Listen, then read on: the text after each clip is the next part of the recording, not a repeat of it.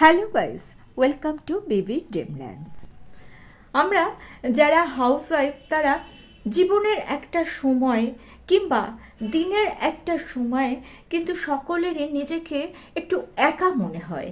আর বয়স যত বাড়বে এই একাকিত্ব কিন্তু আপনাকে একটু একটু করে গ্রাস করবে। এটা জীবনের একটা স্বাভাবিক ঘটনা, কারণ আমরা যতই অনেক মানুষের দ্বারা পরিবেষ্টিত হয়ে থাকি, প্রত্যেকটা মানুষ স্বতন্ত্র। সুতরাং প্রত্যেকটা মানুষের কিন্তু একটা সময়ে এই একাকিত্ব অনুভব করাটা খুবই স্বাভাবিক ব্যাপার।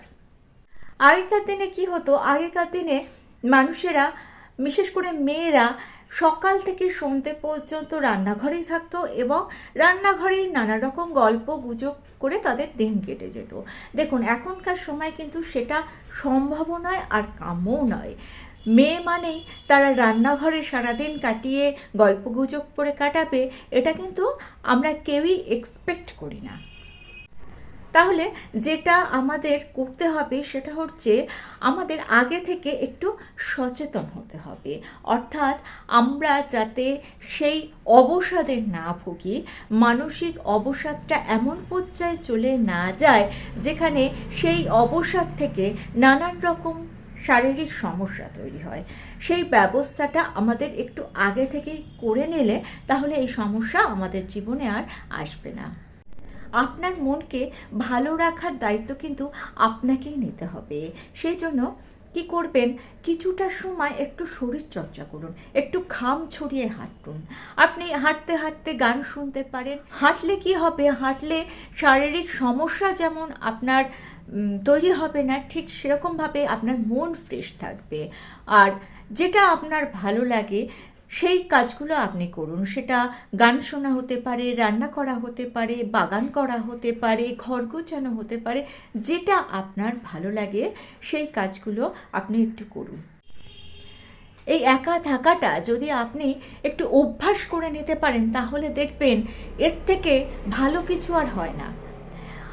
একা থাকা মানে কিন্তু কারুর সঙ্গে সম্পর্ক রাখবেন না সেটা নয়। অনেকেই একটা বন্ধু মহল তৈরি করে এবং সেখান থেকে কিন্তু নানা সমস্যা তৈরি হয়। এটা হয় কি না আপনি বলুন?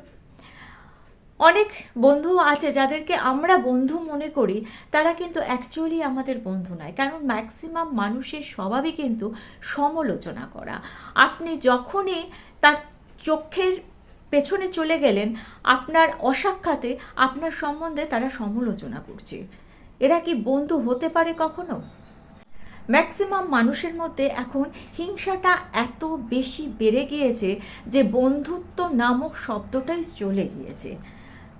আর এসব বন্ধুরা আপনার অসাক্ষাতে আপনার সমালোচনা করছে যখন, কিংবা অন্যের সমালোচনা যখন করছে, তখন আপনার জীবনটাও কিন্তু জটিল হয়ে যাচ্ছে। কারণ আপনার সমালোচনা পেছনে করলেও আপনার কানে কিন্তু সেটা কোনো না কোনোভাবে এসে পৌঁছচ্ছে। সুতরাং জীবনটা কিন্তু আপনার আরও জটিল হয়ে যাচ্ছে। সংখ্যায় কত বেশি আসছে সেটা দিয়ে কিন্তু বন্ধুত্বের বিচার হয় না। সংখ্যায় যদি অল্পও থাকে কিন্তু সেই মানুষটা আপনার মনের মতো হয়, তাহলেই কিন্তু জানবেন আপনি জীবনে সঠিক বন্ধু পেয়েছেন। তবে এই মানুষটাকে পাওয়া খুবই কঠিন ব্যাপার, এটা সহজে পাওয়া যায় না। সুতরাং বেটার একা থাকাটাকে অভ্যাস করে নেওয়া, নিজের মতো করে জীবনটাকে চালিয়ে নিয়ে যাওয়া, এটা কিন্তু একটা বড় পাওনা। এটাকে যদি অভ্যাস করে নিতে পারেন।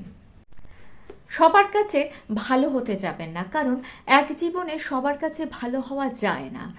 আপনি চেষ্টা করলেও সেটা পারবেন না। আপনি হয়তো কোনো মানুষের রোজ ভালো করছেন, একদিন কোনো কারণে তার উপকারটা আপনি করতে পারলেন না, সেই মুহূর্তেই কিন্তু আপনি তার কাছে খারাপ হয়ে গেলেন।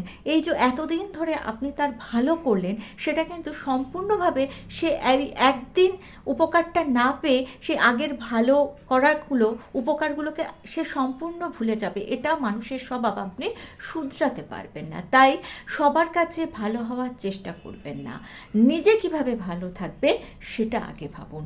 কারণ মানুষ কিন্তু নিজে ভালো থাকলে তবেই কিন্তু অন্যকে ভালো রাখতে পারে। আপনি নিজে যদি ভালো থাকেন তাহলে আপনার আশেপাশের মানুষগুলোর সঙ্গে আপনার সম্পর্ক ভালো থাকবে, তারাও ভালো থাকবে, আপনার পরিবেশ ভালো থাকবে। অনেক কথা বলে ফেললাম। এগুলো জীবনের কথা, বিশেষ করে যারা আমরা ঘরে থাকি তাদের কিন্তু এই দিকগুলো ভাবার সময় এসে। আর ভিডিওটা ভালো লেগে থাকলে চ্যানেলটিকে সাবস্ক্রাইব করে নিয়ে পাশে থাকা বেল আইকনটা প্রেস করে দিয়ে অল অপশানটা ক্লিক করে দেবেন, তাহলে যখনই নতুন কোনো ভিডিও আপলোড করব তার নোটিফিকেশন আপনাদের কাছে পৌঁছে যাবে। আজকে এই পর্যন্ত। Thanks for watching.